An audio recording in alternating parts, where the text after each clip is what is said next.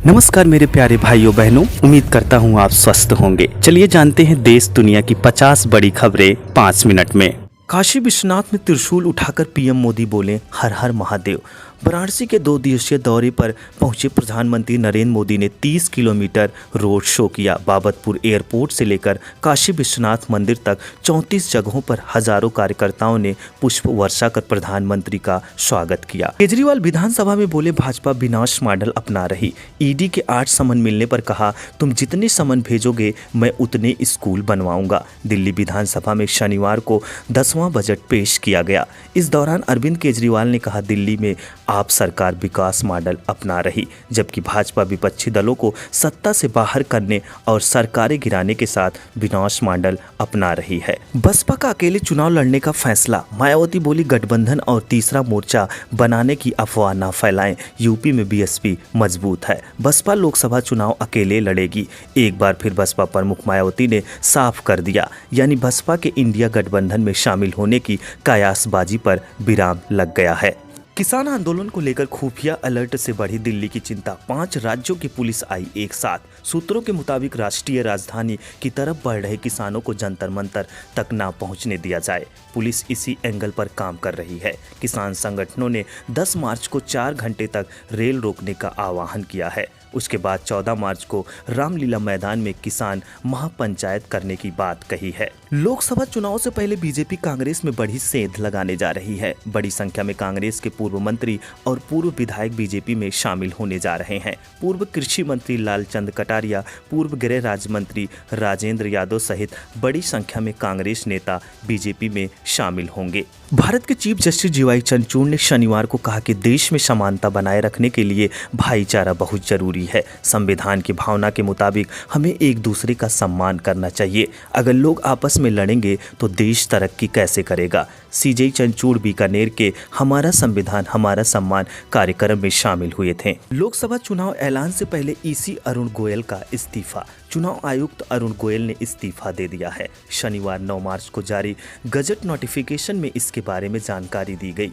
गोयल का इस्तीफा उस वक्त आया जब कुछ दिनों में लोकसभा चुनाव का ऐलान होने वाला था। राष्ट्रपति द्रौपदी मुर्मू ने उनका इस्तीफा स्वीकार कर लिया। अरुण गोयल मुख्य चुनाव आयुक्त बनने की कतार में थे, क्योंकि मौजूदा ईसीई राजीव कुमार फरवरी 2025 में रिटायर होने वाले थे। गोयल ने 21 नवंबर 2022 में चुनाव आयुक्त का पद संभाला था। उनका कार्यकाल दिसंबर 2027 तक था। आरएसएस और जनसंघ चाहते थे कि मैं भी कांग्रेस छोड़ उनके साथ चला जाऊं। इंदौर में बोले दिग्विजय सिंह। कांग्रेस नेताओं के भाजपा में शामिल होने को लेकर दिग्विजय सिंह ने कहा कि कांग्रेस जन जन में बसी है। नेता जा सकते हैं, लेकिन कांग्रेस का जमीनी कार्यकर्ता कांग्रेस नहीं छोड़ेगा। कोटा में बिहार के स्टूडेंट ने सुसाइड किया। नोट में लिखा सॉरी पापा मुझसे जेई नहीं हो पाएगा। राजस्थान के कोटा में 16 साल के अभिषेक मंडल ने सुसाइड कर लिया। ये इस साल का 6वां सुसाइड है। अभिषेक बिहार के भागलपुर का रहने वाला था और पिछले 1 साल से कोटा में रहकर इंजीनियरिंग की तैयारी कर रहा था। केंद्र के ऐलान के बाद राज्य सरकार भी अपने कर्मचारियों का डीए बढ़ा सकती है। केंद्रीय कर्मचारियों का महंगाई भत्ता 4% बढ़ाया गया है। अब केंद्रीय कर्मचारियों का डीए 50% हो गया है। केंद्र की घोषणा के बाद राज्य सरकार भी होली से पहले कर्मचारियों का डीए बढ़ाने का फैसला कर सकती है। पीएम मोदी ने काजीरंगा नेशनल पार्क में जंगल सफारी की। हाथों में कैमरा लिए नजर आए, कभी जिप्सी तो कभी हाथी की सवारी। मोदी शनिवार सुबह असम के काजीरंगा नेशनल पार्क में सुबह 6 बजे हाथी पर बैठकर जंगल सफारी की। इसके बाद जीप से नेशनल पार्क का भ्रमण किया। उन्होंने जानवरों की तस्वीर भी खींची। एक्स पर मोदी ने तस्वीर पोस्ट की और लिखा, यह एक ऐसी जगह है जहां हर यात्रा आत्मा तृप्त कर देती है। टायर फटने से कार डिवाइडर से टकराकर ट्रक से जा भिड़ी। एक ही परिवार के 4 लोगों की मौत, 4 गंभीर। पाली में खरीदारी कर वापस लौट रहे एक परिवार की कार अचानक टायर फटने से डिवाइडर से टकराकर ट्रक से टकराई।